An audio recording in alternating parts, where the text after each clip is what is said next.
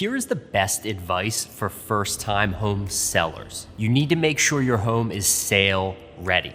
That means you want to declutter, clean, and remove any unnecessary furniture to ensure your house looks as open and as big as possible. You also want to address any minor repairs and cosmetic items so that buyers don't see dollar signs when walking through your home. That worn out carpet, chipped paint, the baseboards that the dog likes to scratch, those are the things I'm talking about. Curb appeal matters too.